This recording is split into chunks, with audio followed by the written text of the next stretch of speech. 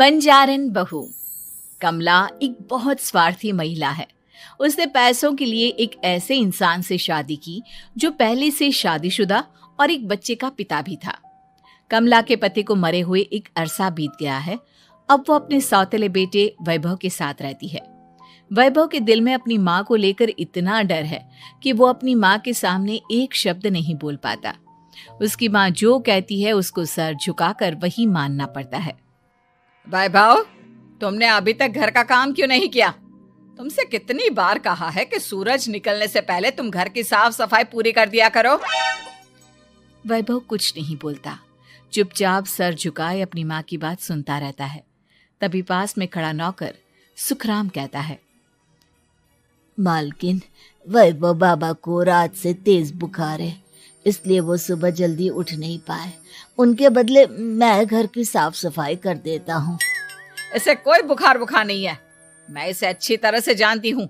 ये सब काम न करने के बहाने हैं। सुखराम काका, बोल दो इसे, सारे घर का काम यही करेगा।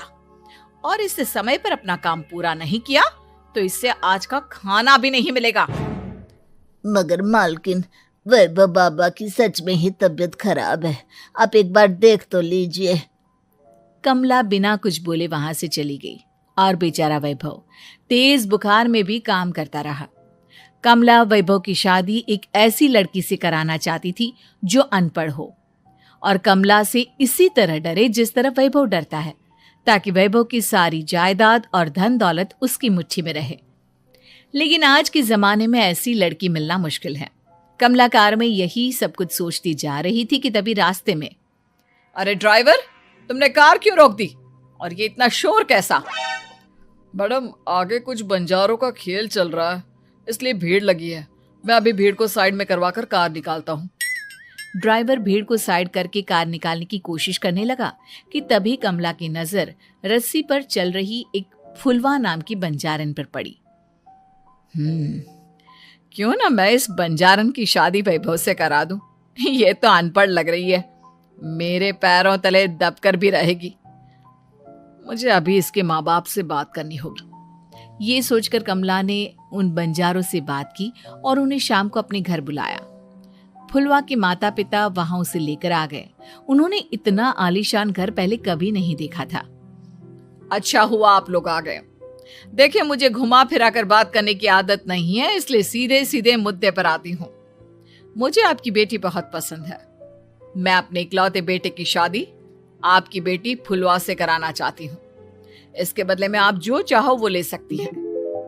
तभी फुलवा की माँ कहती है, ये क्या कह रही है मैम साहब? कहीं आप हमारी गरीबी का मजाक तो नहीं उड़ा रही ना? आप मेरे बेटे से मिल लो। अगर आपको मेरा बेटा पसंद आता है तो मैं कल से ही शादी की तैयारी शुरू कर दूंगी। सुखराम, वैभव को लेकर आओ। फुलवा अपनी माँ के कान में फुसफुसाती है, माँ, कहीं इस मेम साहब का छोरा पागल तो ना है? फुलवा अपनी माँ से बात कर रही होती है कि वैभव वहां आता है। फुलवा उसे देखती ही रह जाती है और उसके माता पिता उसकी शादी तय कर देते हैं। शादी वाले दिन किसी को फुलवा और वैभव की बेमेल विवाह की बात समझ में नहीं आती। फिर भी एक औरत कमला से पूछ ही लेती है, कमला जी, आपने अपने इकलौते बेटे की शादी देहाती गवार से क्यों करा दी? ये बंजारन आपके घर की बहू बनने लायक तो नहीं है। कम से कम अपने स्टेटस का ही ख्याल कर लिया होता।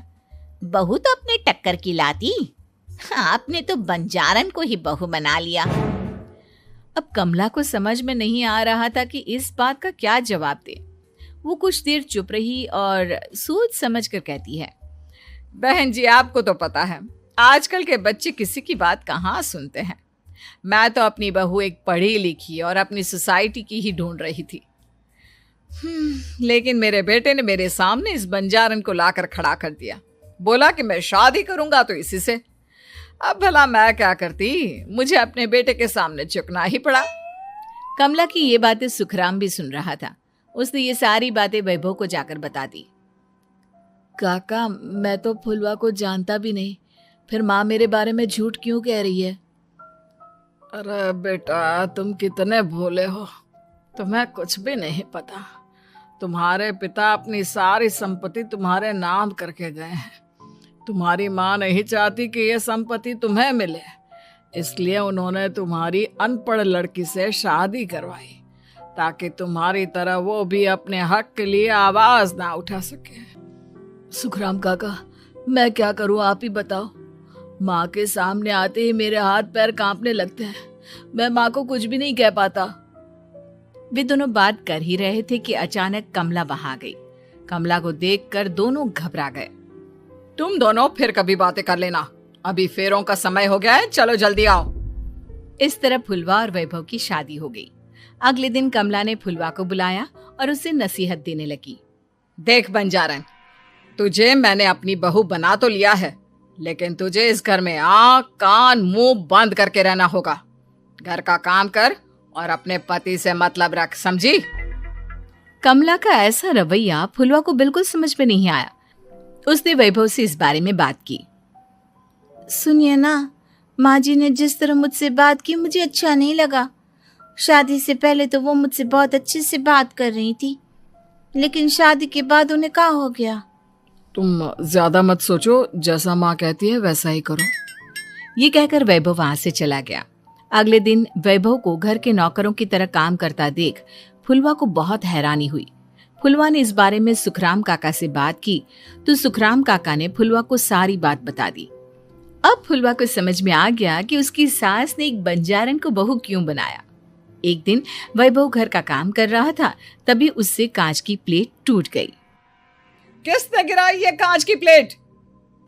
वैभव को वहां खड़ा देख कमला ने छड़ी से उसे मारना शुरू कर दिया। उसके पैर में कांच चुभ गया और खून बहने लगा, लेकिन फिर भी कमला उसे मारे जा रही थी। ये देखकर फुलवा ने कमला के हाथ से छड़ी छीन ली और तोड़कर फेंक दी। बंजारन, तेरी इतनी हिम्मत, तूने मेरे हाथ से छड़ी छीनी? कमला फुलवा को थप्पड़ मारने ही वाली थी कि फुलवा उसका हाथ पकड़ लेती है। ओ सस माँ, मैंने मॉम की गुड़िया ना समझ लियो। बंजारन, ईंट का जवाब पत्थर से देना जानती हूँ। आज के बाद मेरे या वैभव जी के ऊपर हाथ उठाने की सोचियो भी ना, समझी ससु माँ? ये कहकर फुलवा वैभव को लेकर वहां से चली गई। उसने वैभव के पैर पर पट्टी बांधी, उसके आंसू पोंछे।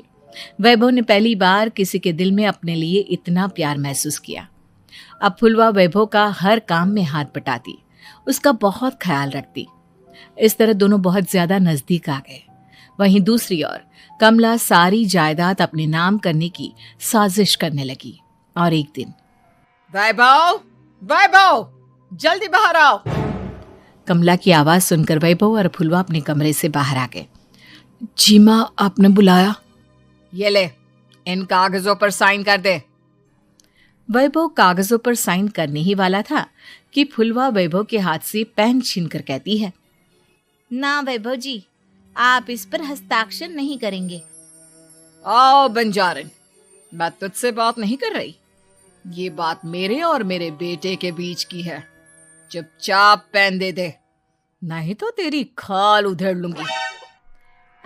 ससु माँ, बंजारन की खाल इतनी भी ढीली ना होवे कि कोई भी उधेड़ लेवे। जो यकीन ना आता हो तो देख ले उतार के। और हाँ, बंजारन जरूर हूँ पर अनपढ़ ना हूँ। मन्ने भी पता है कि किसी भी कागज पर साइन करने से पहले उसे अच्छी तरह पढ़ लेवे हैं। पेन देती है या नहीं? ये कहकर कमला फुलवा को मारने आई तो फुलवा ने कमला को धक्का दे दिया और वो नीचे गिर गई। कमला डरकर वहां से भाग गई। अब फुलवा ने वो कागज उठाए और वैभव के साथ सीधा वकील के पास चली गई। वकील ने वो कागज देखे और फुलवा को बताया, वैभव के पिता की सारी जायदाद और संपत्ति वैभव के नाम है, लेकिन वैभव की सौतेली माँ इस संपत्ति को अपने नाम कराना चाहती है, इसलिए इन कागजों पर वो साइन करा रही थी। तो अब हमें क्या करना चाहिए वकील साहब? वकील ने फुलवा और वैभव को सब कुछ अच्छी तरह से समझा दिया। अब दोनों घर पर पुलिस को लेकर पहुंचे। कमला पुलिस को देखकर घबरा गई। पुलिस ने कहा, आपके नाम की कंप्लेंट हुई है, आपको हमारे साथ थाने चलना होगा। कंप्लेंट? कैसे कंप्लेंट? आप अपने सौतेले बेटे पर बहुत अत्याचार करती हो, धोखे से सारी जायदाद अपने नाम करा रही थी। अब नहीं इंस्पेक्टर साहब, जरूर ये मेरी बहू की कोई साजिश है, इसने गलत कंप्लेंट की है। मैडम, शिकायत आपकी बहू ने नहीं बल्कि आपके बेटे वैभव ने की है। कमला वैभव का नाम सुनकर दंग रह गई। जिस बेटे ने कभी उसके सामने सर नहीं उठाया था, आज वही बेटा उसके सामने पुलिस को लिए आया है। वैभव, तुम्हारी इतनी हिम्मत कि तुम पुलिस को ले आए? हाँ माँ, मैं लाया हूँ पुलिस को, और मेरे अंदर इतनी हिम्मत कभी ना आती अगर फुलवा मेरा साथ ना देती। आपने बंजारन बहू को लाकर अपने ही पैर पर कुल्हाड़ी मारी है माँ। मैडम, अब की बात खत्म हो गई हो तो चलो हमारे साथ। वैभव, मुझे माफ कर दो, मुझे थाने मत भेजो। आज के बाद मैं तुम्हें कभी नहीं मारूंगी, तुम्हें कभी परेशान नहीं करूंगी, मुझे माफ कर दो। वैभव अपनी कंप्लेंट वापस ले लेता है और पुलिस वहां से चली जाती है। वैभव अपनी सौतेली माँ से कहता है, मैंने पुलिस को वापस तो भेज दिया है, लेकिन मैं आपको माफ नहीं कर सकता। आपने बचपन से आज तक कभी मेरे सर पर हाथ नहीं रखा, हमेशा मुझे मारती रही, नौकरों की तरह बर्ताव करती रही। आप इस घर में नहीं रह सकती, चली जाइए यहां से। कमला घर छोड़कर चली गई और सड़क किनारे खड़ी होकर सोचने लगी, काश मैंने वैभव को माँ की तरह प्यार किया होता तो आज मैं इस तरह से बेसहारा ना हो जाती।